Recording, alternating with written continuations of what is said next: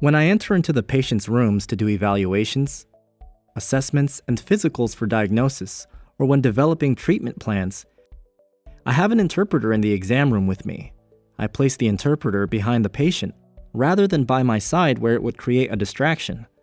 In the many years that I have been in medical practice, I've only had about 3 patients complain about the logistics of the interpreter. 3 out of a countless array of patients I've worked with. The reality is that I have to be the one to set the expectation from the minute I walk in the room. Hi, I'm Dr. Featherstone. This is the interpreter. How can I help you today? I was accepted by a medical school, which was great. I filled out and returned the paperwork they sent. After it was accepted and approved, I got in touch with the school to kindly request an interpreter. They immediately had concerns about cost, logistics, and whether or not deaf people were even capable of attending medical school. This went on for months, and my request for an interpreter morphed into an analysis of my capabilities as a deaf person, and not about finding an interpreter.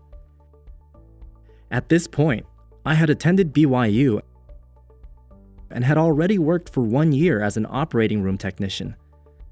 During that time, I had demonstrated that I was able to perform multiple tasks in the OR, including work with other doctors. I received a certified letter in the mail that informed me that my enrollment in medical school had been canceled, and that my acceptance into medical school had been regretfully withdrawn. The reasons were threefold. First, my attendance would mean changing the curriculum for the medical school. Second, in an emergency situation, a deaf physician poses a risk to the patient. And third, that a deaf person is a distraction to other students and will negatively affect their educational experience. Those were their reasons. I was taken aback by this. I started with doing some research in hopes of finding other deaf doctors. I found one deaf doctor on the AMPHL website, the Association of Medical Professionals with Hearing Losses. I found this neat fellow, Dr. Christopher Moreland. I asked his opinion, and he was able to put me in touch with a phenomenal lawyer. And they validated that I was not wrong. I showed them the evidence and emails I had collected that proved I had been discriminated against.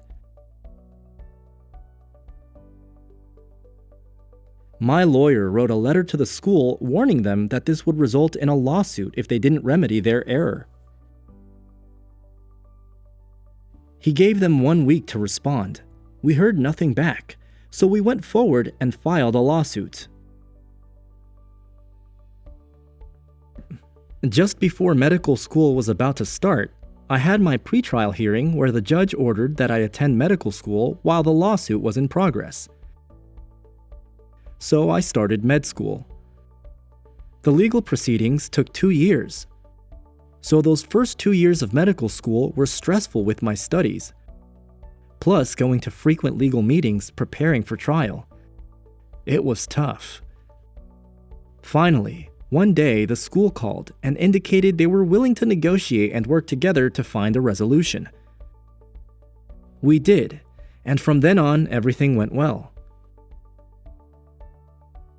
Clearly, we deaf people have a lot more challenges than typical, but we shouldn't allow that to stop us.